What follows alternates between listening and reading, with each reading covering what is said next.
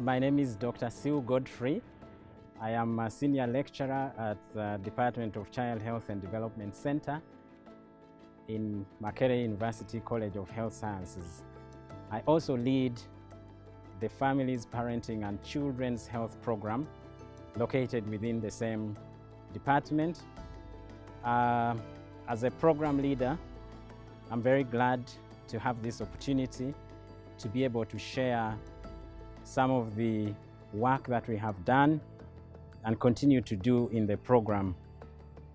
Over the past couple of years, as a department, we noted that we are doing a lot of research, but this research was about everything in the area of child health and development.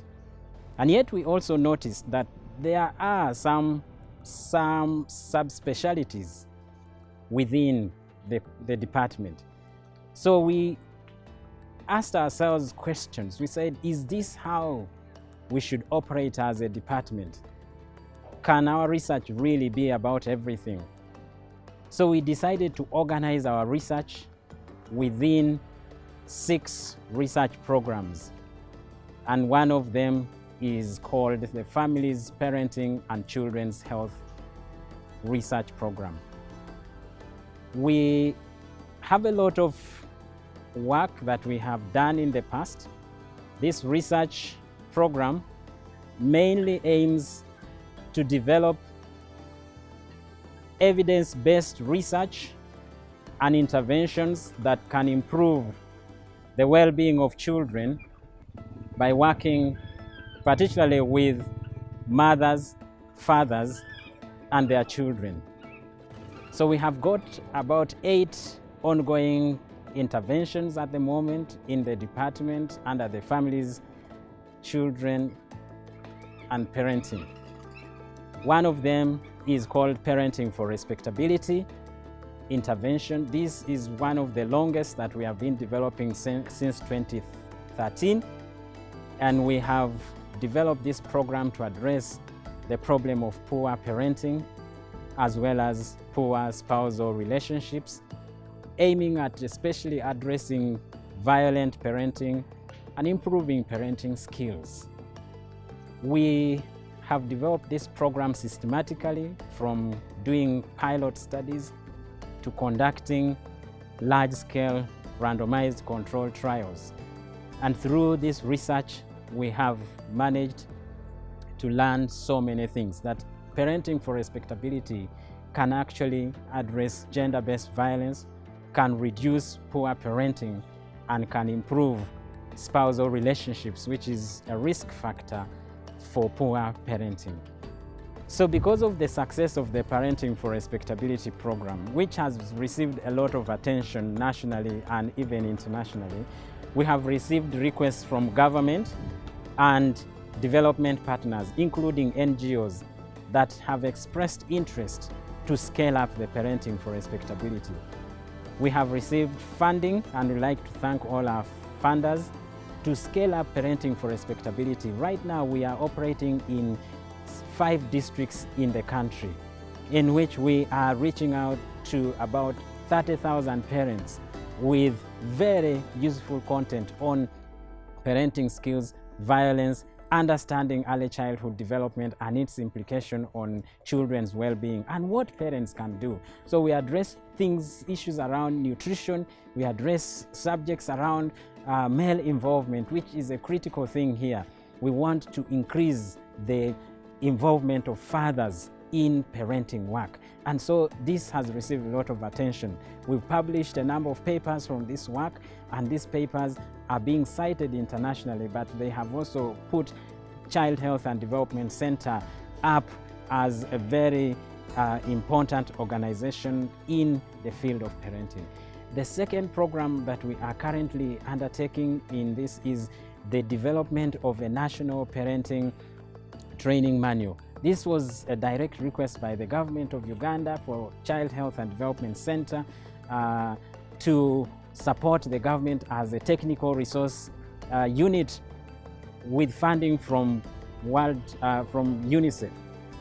So one of the key successes of the Parenting for Respectability programs is that we managed to get the government of Uganda to start to appreciate the importance of evidence-based interventions. Right now, the government appreciates the value of developing evidence-based interventions, and as a result, we have created a course which is going to help practitioners to learn skills in the design, adaptation, and scaling up of parenting interventions.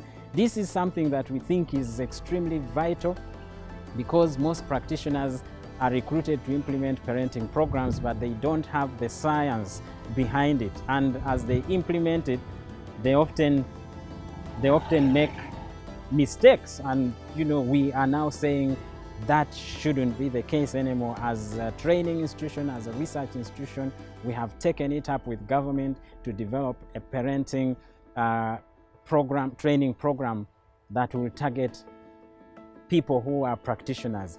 In this training program, we are aiming to skill those practitioners who are involved in designing implementation of parenting programs so that they can do their work with skill and in a systematic way.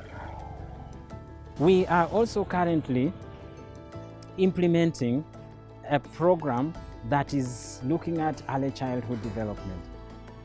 Early childhood development is such an important and critical stage because what happens in this period can impact the life of the child for the rest of its life. It influences outcomes at school, it influences health outcomes, it even influences outcomes that are related to social and behavior, including brain development. So we are working on an intervention that is evaluating the impact of parenting in addressing early childhood development challenges amongst children. These are some of the things that we are doing. The program has also attracted interest from international collaborators. Right now we are collaborating with Oxford University in the UK, and we are implementing what we call the Global Parenting Initiative. Under this initiative, we are working in 11 countries, and I am one of the co-investigators of that Parenting for a Global Parenting Initiative. In this, we are supporting different organizations across 11 countries, but in Uganda, we are developing a digital version of the Parenting for Respectability.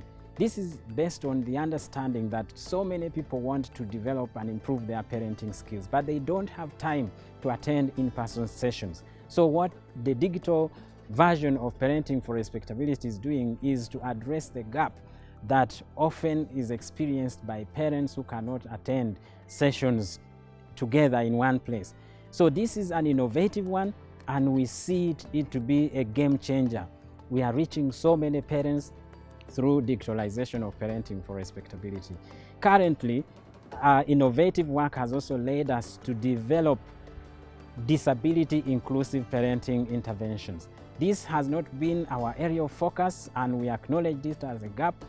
And with collaborators such as the Medical Research Council and the Global Parenting Initiative, we have been able to recruit junior young researchers who are leading the development of parenting interventions for parents with disabilities. We have just completed a pilot of in-person delivery of a parenting program for parents with disabilities, and I can tell you it's been well received by national stakeholders, by implementers, and most importantly by the parents themselves. They've expressed a great need to expand this program quickly, but unfortunately we can't expand the digital version for parenting for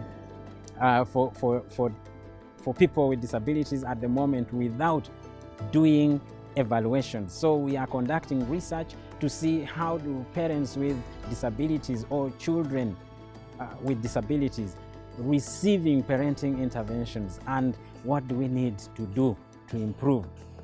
A key contribution that we have made in the area of parenting is to work with the government to set up what we call the National Parenting Agenda. The National Parenting Agenda is a consensus building consortium that is coordinated at the ministry but technically guided by the Child Health and Development Center and my leadership. So what we are doing is to help government to bring together different actors in the area of parenting.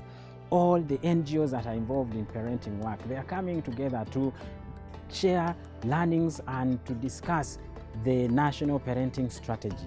And one of the recommendations from the Parenting Agenda Consortium has been the development of the National Parenting Training Manual. They also recommended the development of the National Parenting Standards, which again, Child Health and Development Center was requested to lead as a technical resource institute. So we are very happy that we've contributed to this. All these efforts have contributed to the ongoing standardization of parenting work in the country. We've supported government to begin to reflect on the direction that parenting work is taking in the future. And as a result, we feel that we are now an important partner of government, and we look forward to further collaborations.